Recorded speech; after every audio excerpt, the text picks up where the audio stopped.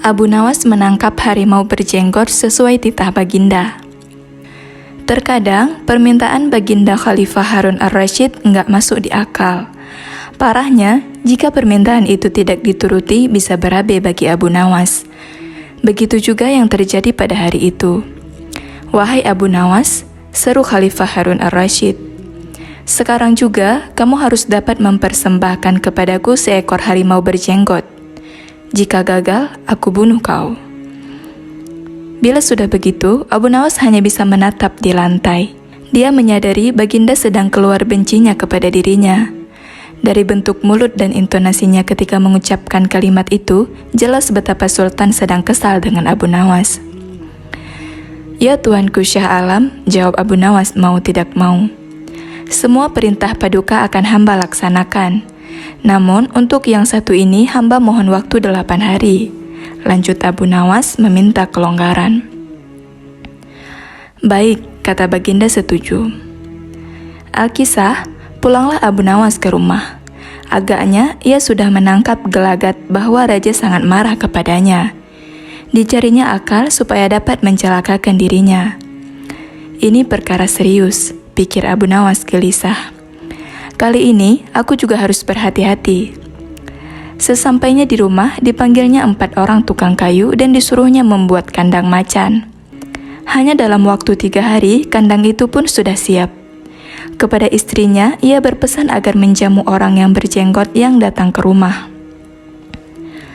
Apabila Adinda dengar Kakanda mengetuk pintu kelak, suruh dia masuk ke dalam kandang itu, kata Abu Nawas sambil menunjuk kandang tersebut. "Baik," kata istrinya.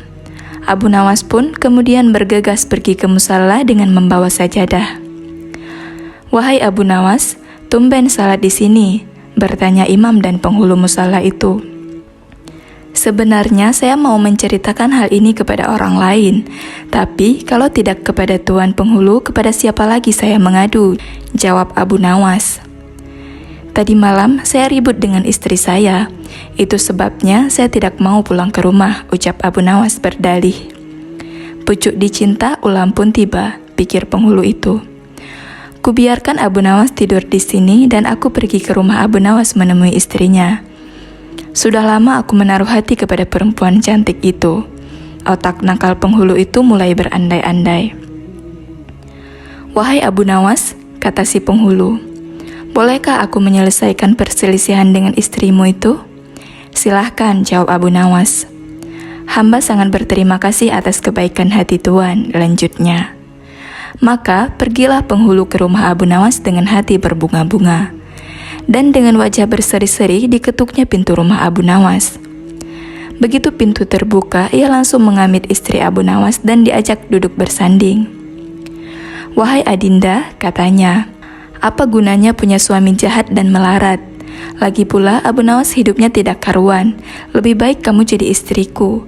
Kamu dapat hidup senang dan tidak kekurangan suatu apapun," rayunya. "Baiklah kalau keinginan Tuan demikian," jawab istri Abu Nawas polos-polos saja. Tidak berapa lama kemudian terdengar pintu diketuk orang. Ketukan itu membuat penghulu belingsatan. "Kemana aku harus bersembunyi?" tanyanya kepada istri Abu Nawas. "Tuan penghulu, silahkan bersembunyi di dalam kandang itu," ujarnya lalu menunjuk kandang yang terletak di dalam kamar Abu Nawas. Tanpa pikir panjang lagi, penghulu itu masuk ke dalam kandang itu dan menutupnya dari dalam. Sedangkan istri Abu Nawas segera membuka pintu, sambil menengok ke kiri dan ke kanan. Abu Nawas masuk ke dalam rumah. "Wahai Adinda, apa yang ada di dalam kandang itu?" tanya Abu Nawas.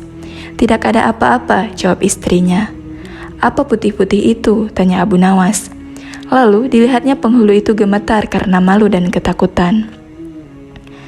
Setelah 8 hari, sesuai janji dengan Baginda, Abu Nawas memanggil 8 kuli untuk memikul kandang itu ke istana.